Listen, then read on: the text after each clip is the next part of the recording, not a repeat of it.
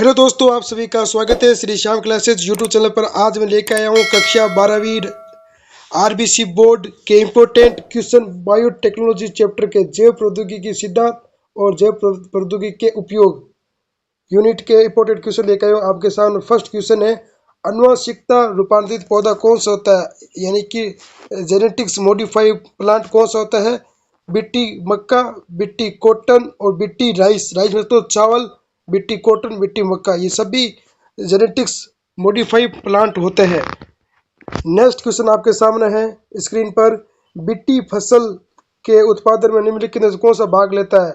तो शैवाल भी लेता है, फफूंदी भी लेता है, जीवाणु होता है, ये सभी लेता है। बिट्टी फसलों के उत्पादन में निम्नलिखित में से सभी भाग लेते हैं।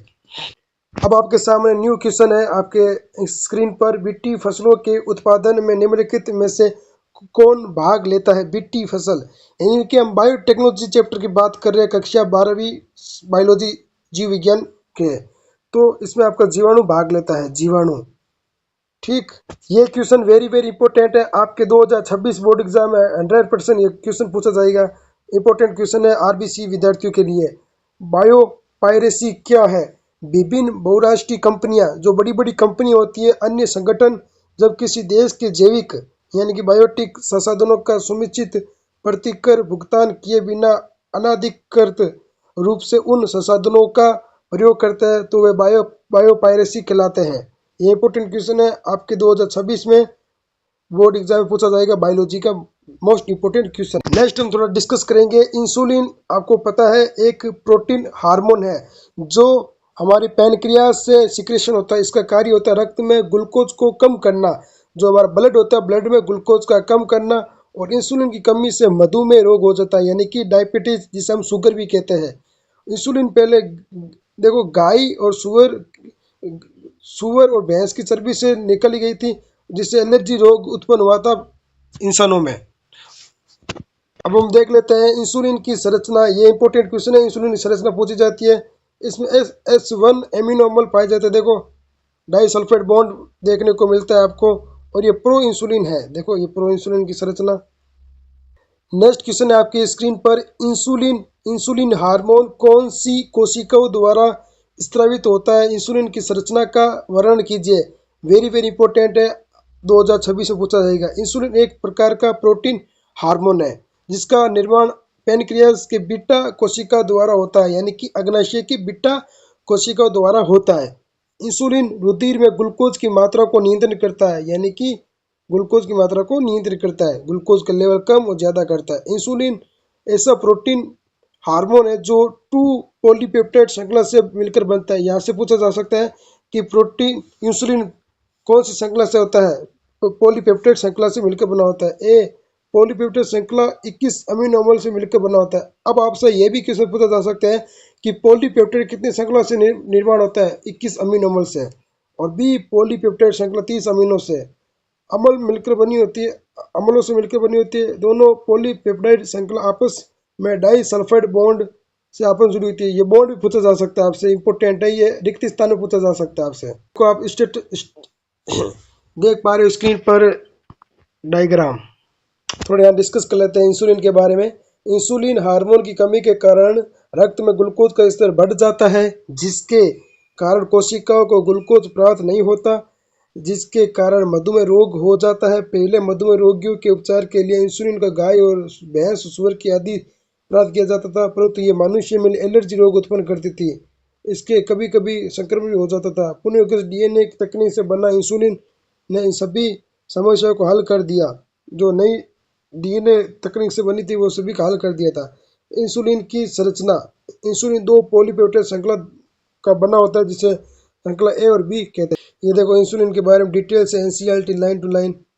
मानव सहित स्तनधारियों में इंसुलिन प्राक हार्मोन बनाता है। कौन सा हार्मोन बनाता है? प्राक हार्मोन। इंपोर्टेंट है। मानव में इंसुलिन स्तनधारी कौन सा हार्मोन बनाती है? प्राक हार्मोन, जिसकी एक और पॉलीपेप्टाइड श्रृंखला पेप्टाइड सी होती है। परिपक्व समय पॉलीपेप्टाइड श्रृंखला सी को हटा दिया जाता है।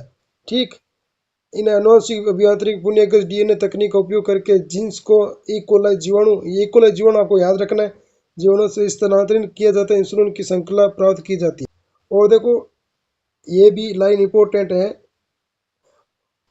पुनर्योगज डीएनए तकनीक द्वारा इंसुलिन का निर्माण 1983 में एली लिली नामक अमेरिकी कंपनी ने किया था। ठीक है, यहाँ से आपका रिक्त स्थान बन सकता है इस लाइन से।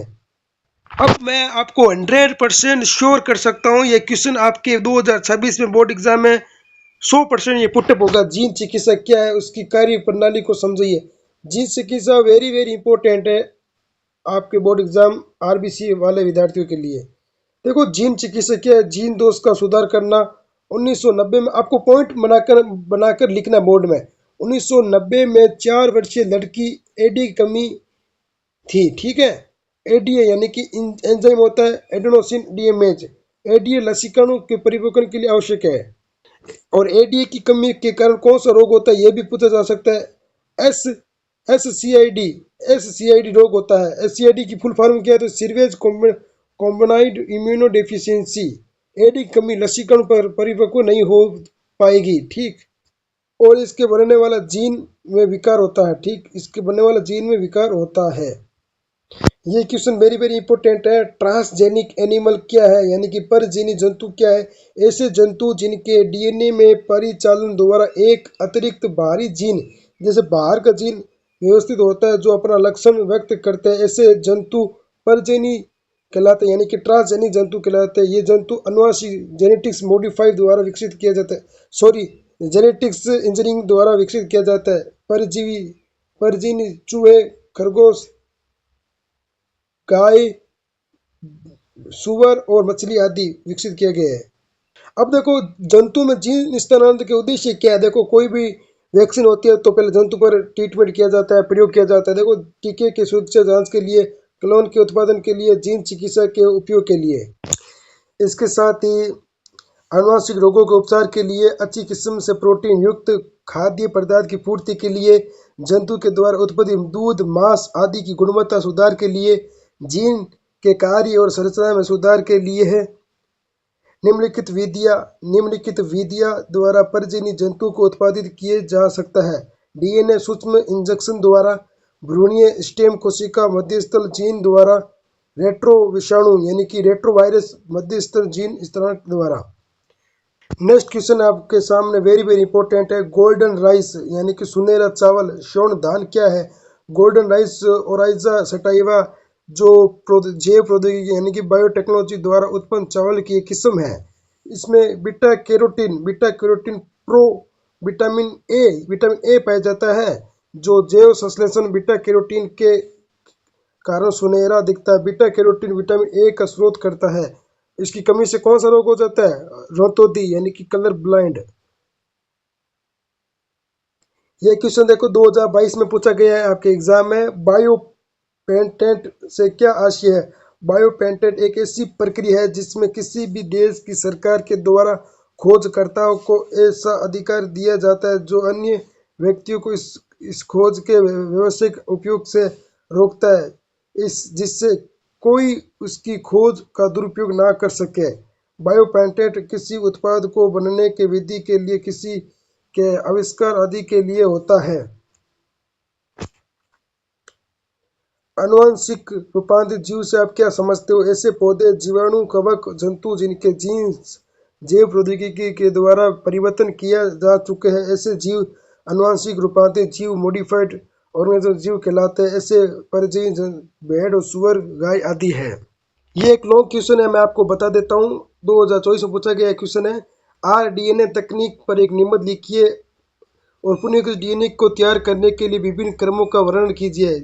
किसी भी एक जीव के डीएनए में बाह्य डीएनए को जोड़ना और डीएनए पुनर्संयोजन कहलाता है। इसी तकनीक को आनुवंशिक इंजीनियरिंग से जीन अभियांत्रिकी कहते हैं। आनुवंशिक इंजीनियरिंग में जीवों के आनुवंशिक पदार्थ डीएनए में जोड़ तोड़ करके उनके दोषपूर्ण आनुवंशिक लक्षण के जीन्स को हटाकर उनके स्थान पर डीएनए के उत्कृष्ट लक्षणों के जीन्स को समाविष्ट करना है।